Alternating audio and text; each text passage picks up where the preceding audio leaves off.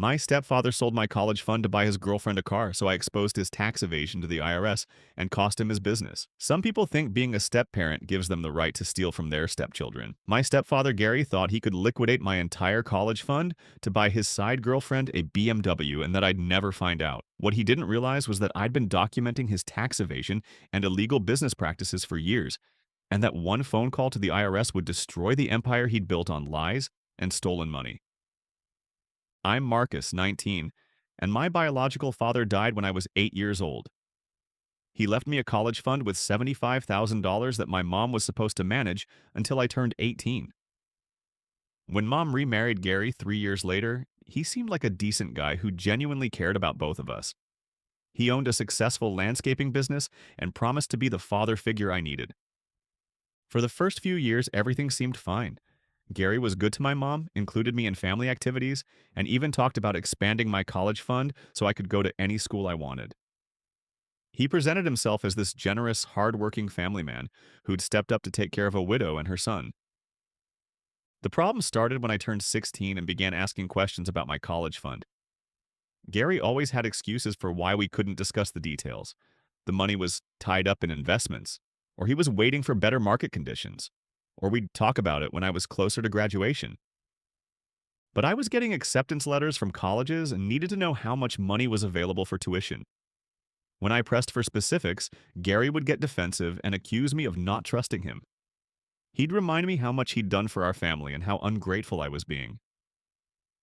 "Marcus, I've been managing money since before you were born," he'd say with the condescending tone he used when he thought I was being naive. "Your father would want you to trust the man who's been taking care of his family."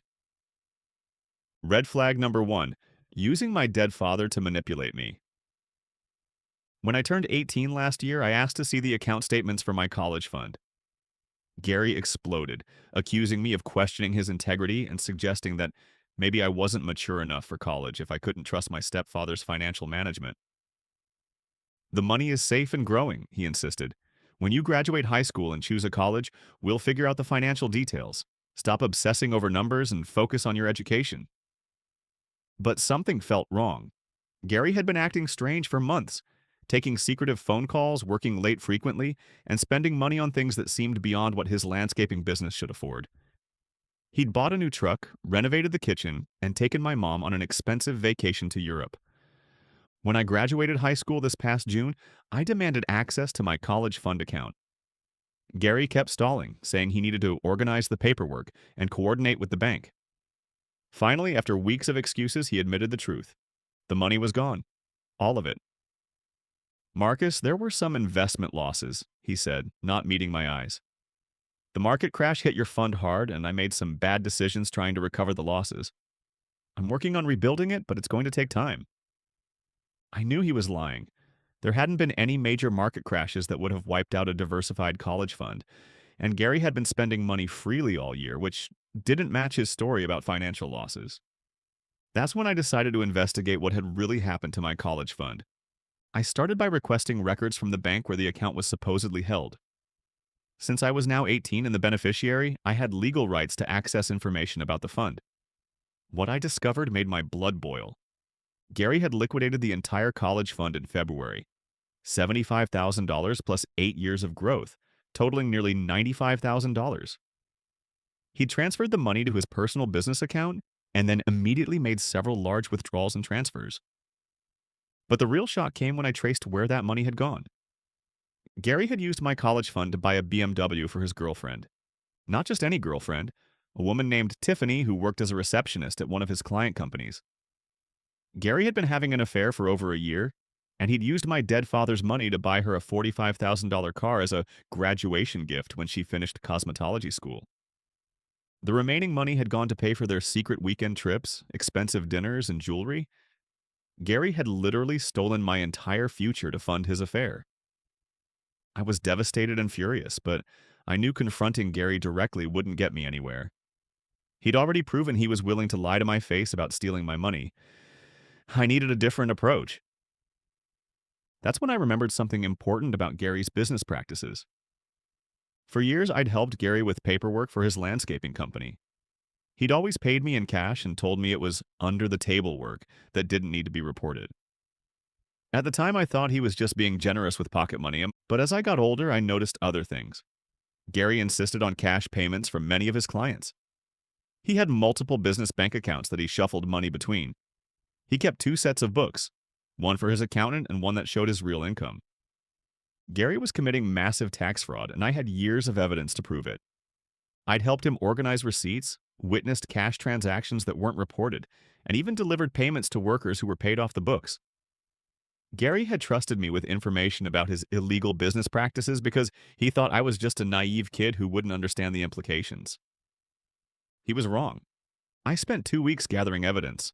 I photographed financial records, copied client lists showing cash payments, and documented Gary's pattern of underreporting income. I estimated that Gary had evaded at least $200,000 in taxes over the past 5 years. But before I went to the IRS, I wanted to give Gary one chance to make things right. I confronted him with the bank records showing that he'd stolen my college fund to buy his girlfriend a car. "Gary, I know you took my money to buy Tiffany a BMW," I said, laying the bank statements on the kitchen table. "I want my college fund restored immediately or I'm going to the police." Gary's face went white, then red with anger. "You little shit," he snarled. "You don't know what you're talking about. That money was legally mine to manage." "Manage? You stole it to buy your girlfriend a car while lying to my face about investment losses." "I don't have to explain my financial decisions to some ungrateful brat," Gary shot back. "I've supported you for 8 years. That money is compensation for everything I've done for this family." "That money was from my father for my education. You stole it for your affair."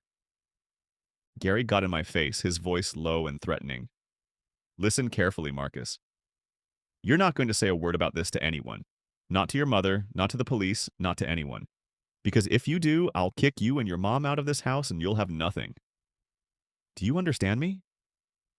That's when I knew I was dealing with someone who had no conscience and no intention of making things right. "Actually, Gary," I said calmly, "I think we need to discuss your tax situation." The color drained from his face. "What are you talking about?" "I'm talking about the $200,000 in unreported income from your business. The cash payments you've been hiding from the IRS. The workers you pay off the books. The 2 sets of financial records you keep." Gary was speechless, staring at me like he'd never seen me before. "Here's what's going to happen," I continued. "You're going to restore my college fund, all $95,000 of it, within 30 days. You're going to end your affair with Tiffany. And you're going to start reporting your income honestly to the IRS going forward." "You can't prove anything," Gary said, but his voice was shaking. "Actually, I can. I have 8 years of evidence. Photos of cash transactions, client lists, financial records, witness testimony from workers you've paid illegally. I even have recordings of you bragging about how much money you hide from the government." This was a bluff. I didn't have recordings. But Gary's reaction told me everything I needed to know. "If my college fund isn't restored in 30 days, I said, "I'm sending everything to the IRS. They take tax evasion very seriously, especially when it involves this much money over this many years." Gary tried to negotiate, offering to pay back the money in installments or to take out a loan against the business. But I was done being reasonable with someone who'd stolen my future to fund his affair. "30 days, Gary, full amount, or the IRS gets a very detailed report about your business practices." Gary spent the next month scrambling to find the money. He couldn't liquidate business assets without raising suspicions with my mom, and he couldn't take out a large loan without explaining why he needed it. Meanwhile, I was documenting his increasingly desperate attempts to hide money and avoid accountability. 28 days later, Gary came to me with a desperate proposal. "Marcus, I can get you $50,000 right now," he said. "That's enough for community college and 2 years at a state school.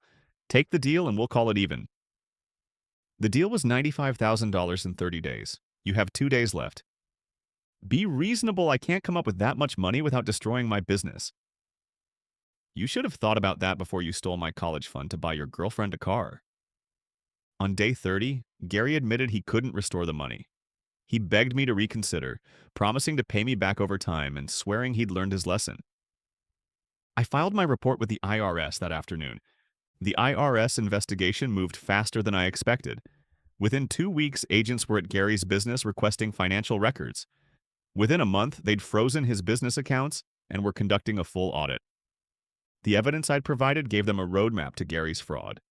They found the unreported cash payments, the hidden income, the illegal worker arrangements, and the complex web of accounts Gary used to launder money.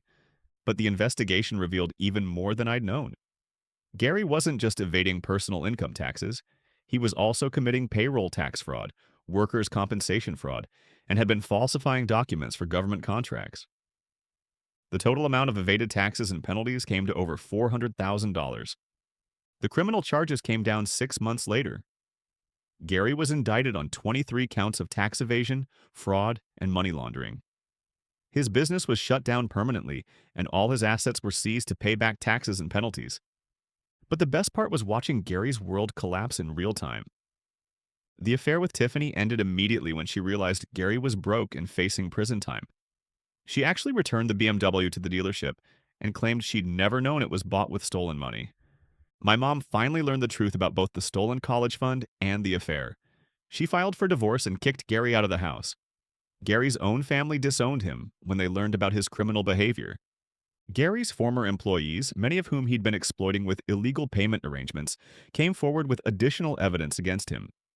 His clients canceled contracts and demanded refunds. His reputation in the landscaping industry was destroyed completely. The man who'd stolen my future to buy his girlfriend a car was now facing 15 to 20 years in federal prison. Gary's sentencing hearing was scheduled for last month. I submitted a victim impact statement detailing how his theft of my college fund had affected my educational plans and future prospects.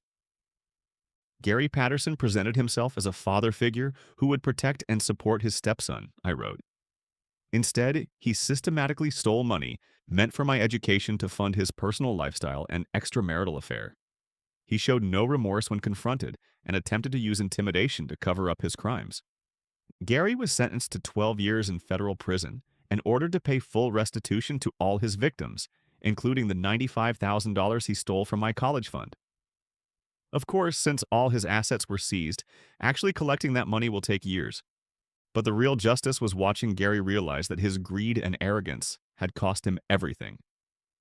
He'd had a successful business, a comfortable life, and a family who trusted him. He threw it all away to steal from his stepson and impress his girlfriend.